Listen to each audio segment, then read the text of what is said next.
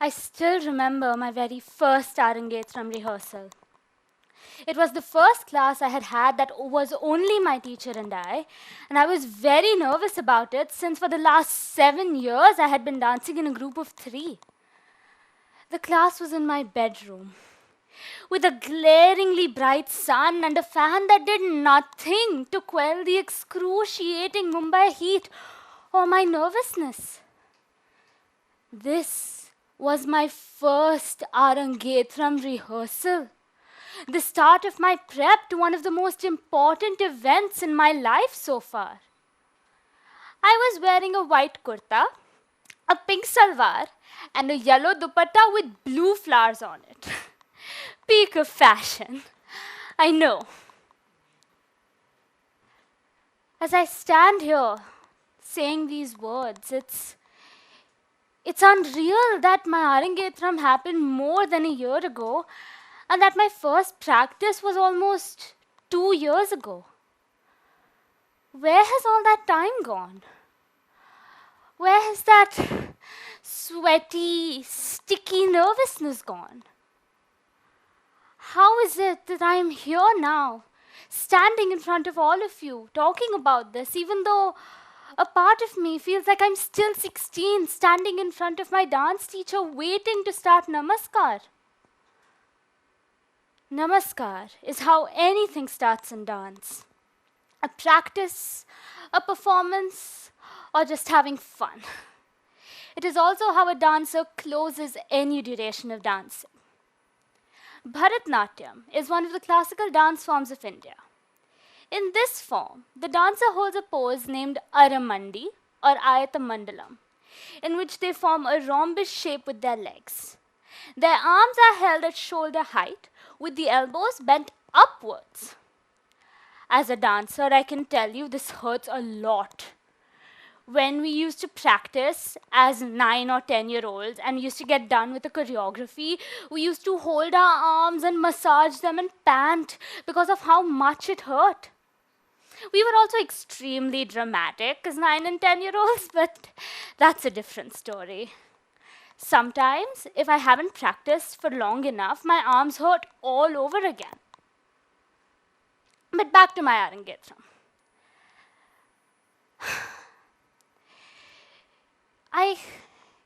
I can't believe I'm standing here today.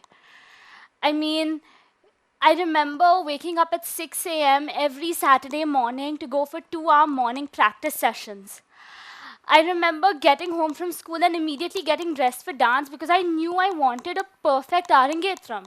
No mistakes, nothing.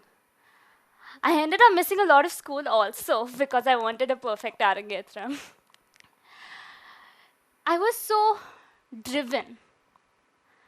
Of course, I feel like that's a very rose-tinted picture of how these months actually were for me.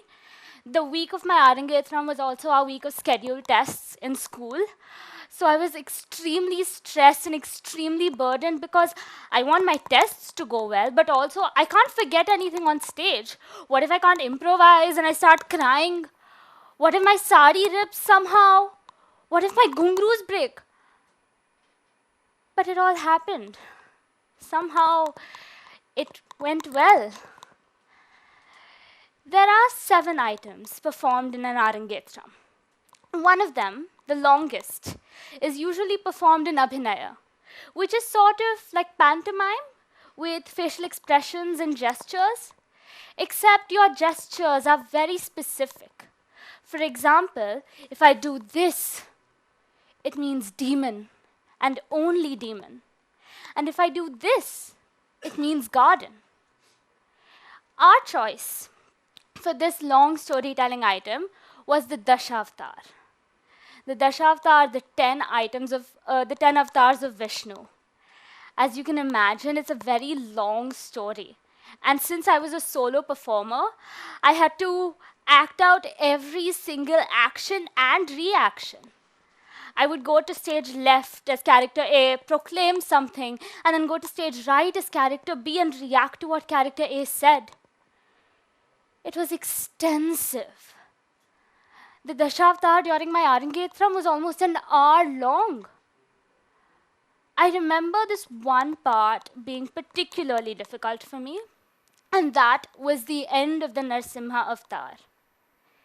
At this part, the visual that I was presenting was Narsimha laying Hiranyakashipu's body on his lap, tearing his flesh apart and drinking his blood.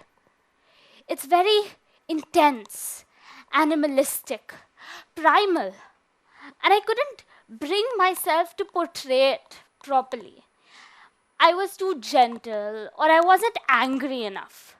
I remember my teacher making me do it and redo it, trying to visualize different things so that I could actually bring it out.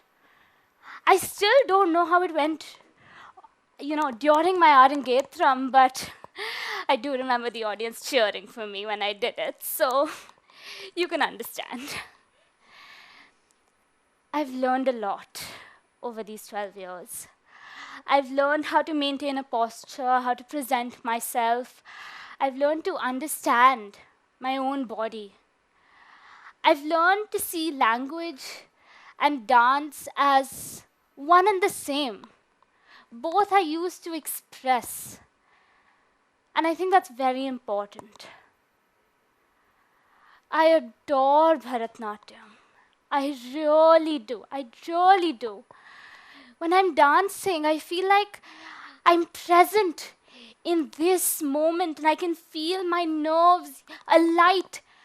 And yet, somehow, I'm lost.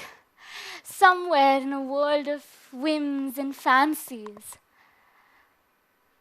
Technically, my training has ended because I've completed my 7 years of dancing and I have also done my Arangetram, which is a dance graduation. But there's so many things to learn.